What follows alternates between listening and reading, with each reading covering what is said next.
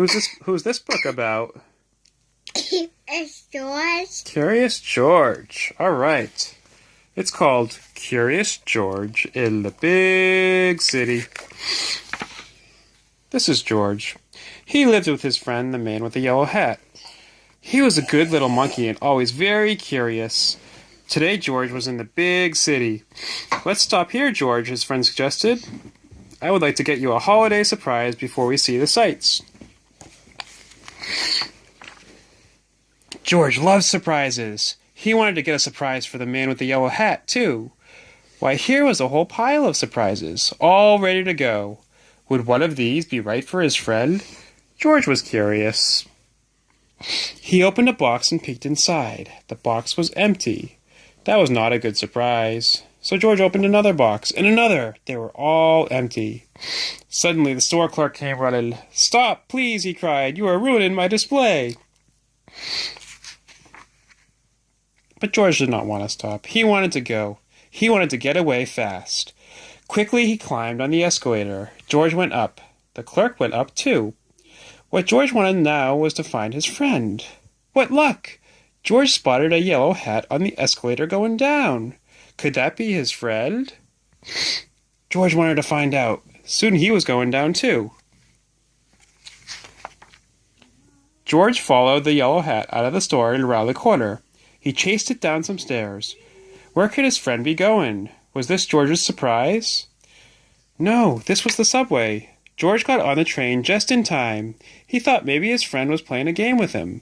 But where was the man now? George looked around. The train was very crowded. Could that be him on the other end of the subway car? It might be hard to get there. But not too hard for a little monkey. Suddenly the train stopped, and when the doors opened, the yellow hat disappeared. George followed as quickly as he could.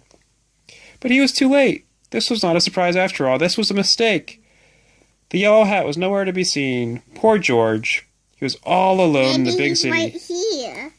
Maybe he's right there. How could he ever find his friend now?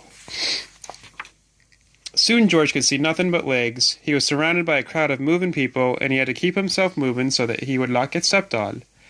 Then George heard a woman's voice coming from the head of the crowd. "Going up," she said. Up, that was just what George needed. He needed to be high up, like on a tree or on the escalator. Then he could get a good look around. George joined the crowd as they got into the elevator and went up.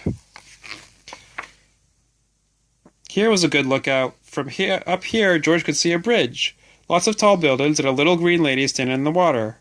But he did not see his friend. "It's time to go," called the woman from the elevator. "We have lots more to see." The crowd followed the woman. They wanted to see more. George wanted to see more too.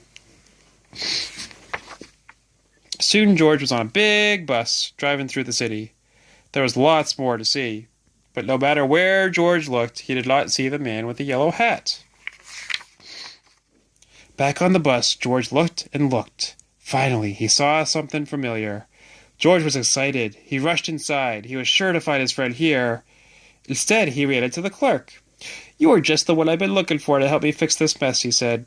George felt bad. He had not meant to make such a mess. Could he help rewrap the boxes? George took some ribbon in one hand, some paper in the other, and some tape in a third. Then, like only a monkey can, George wrapped those boxes. Soon a crowd gathered to watch. Everyone wanted George to wrap their boxes too. Just as George tied his 25th quadruple bow, he spotted his friend. At last!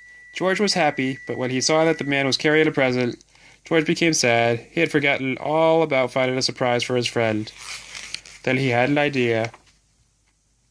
"George," exclaimed the man with the yellow hat, "what a good surprise!" His friend was very glad to see him. "I've been looking all over the store for you," he said. "And now I have a surprise for you, too." George opened his surprise and put it on. It fit perfectly. "Now we're ready to see the sights," the man said. George held tightly to his friend's hand, and everyone waved goodbye. "Let's be careful not to get separated again," the man with the yellow hat said as they left the store. The best part of the holidays is spending time together. George agreed. And that's the end of the story of George in the Big City. Curious George in the Big City.